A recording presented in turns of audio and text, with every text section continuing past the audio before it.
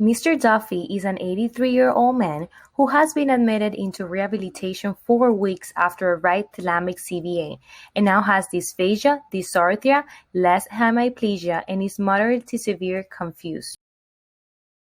I pull out his feeding tube and do not want to reinsert due to significant nasal tissues necrosis. I would recommend a gastrostomy tube instead because he's at high risk for aspiration and is unable to maintain nutrition and hydration through auto feeding. The patient previously stated in his believing will that he does not want a feeding tube, but his daughters now have conflicting opinions.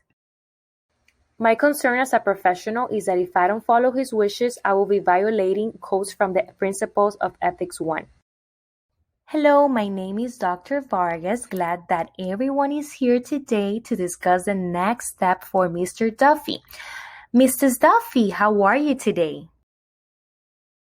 I'm good. Thanks for asking.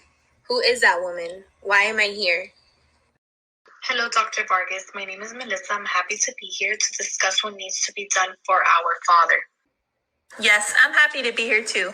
My name is Jira, and I am Mr. Duffy's other daughter. I'm so glad to see everyone is here.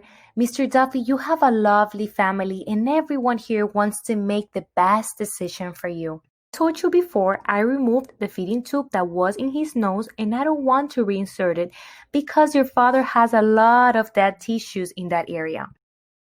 The feeding tube through his abdomen is recommended because of your father's high risk for aspiration and inability to maintain nutrition and hydration through auto feeding.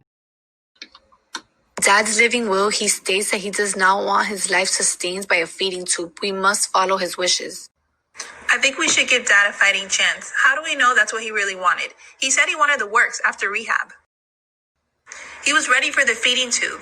I wish he was alert enough to tell us what he wants right now. Although we may all think different about what he may want, his will states that he does not want to be supported by a feeding tube.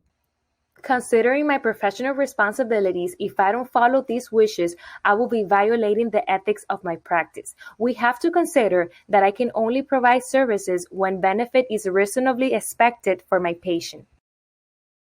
I cannot guarantee any results from this procedure, and my best interest is solely for my patient. I understand how difficult it is to see your father going through this, but we must follow his wishes. The only written consent that I have from him is that he did not want the feeding tube.